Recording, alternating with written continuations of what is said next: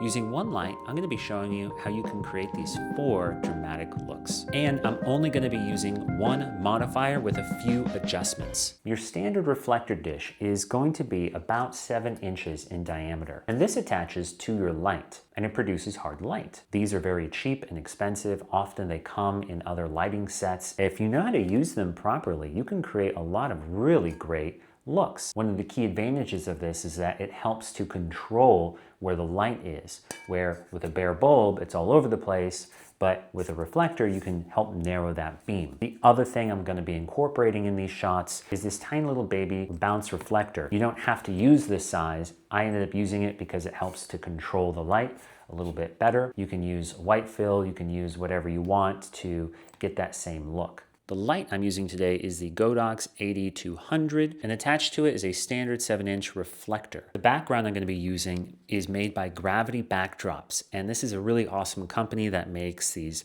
hand-painted, textured backdrops. You see a lot of really famous photographers out there use. This particular one is called a green with a middle texture. So there's some texture on this that adds some really nice effect. My light is set to 1/16 on the power, and I've got the light just about 3 feet away from me. I'm gonna zoom close to 70 millimeters here.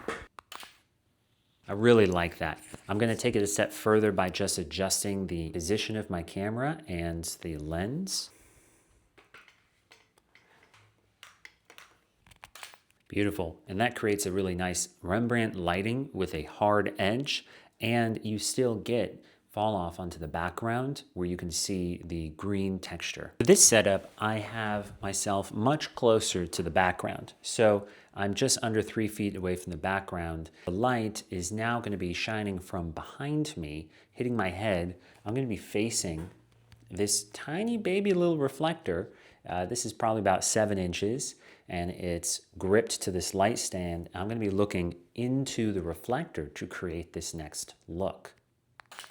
And there we go. You notice how the reflector is shaping the light in the photo. So at the corner, you have that one part that's not being lit. You can make small adjustments or tweaks to this to create your own spin on this. For example,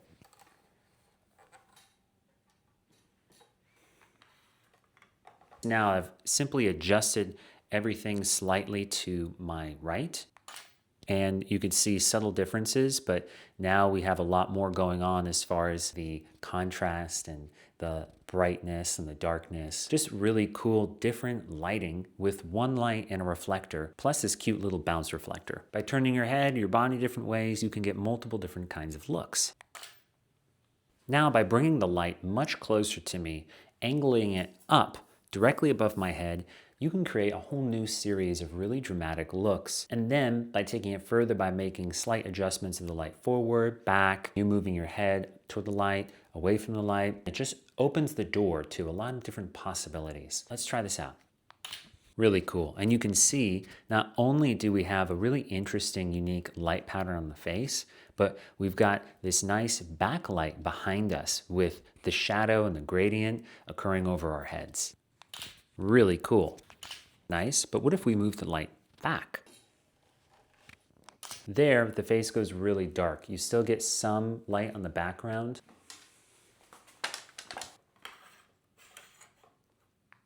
And now we've created a 2-light setup using just one light with a few different additions. This next setup is really fun and really easy, and it creates what's called a rim light around you. And the main thing that I've done is I've moved this light directly behind me, level with my head. I've increased the power a bit as well, and I'm gonna position myself in a couple different places to catch the light through my glasses, around my head, play around with the angle a little bit. You're gonna get some really cool effects, and this works especially well when you're converting the photo to black and white.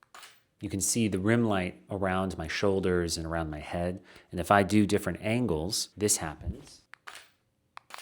And by creating small adjustments, you can get that light peeking outside of your face to create this really interesting, almost like where you have the moon coming out from behind you.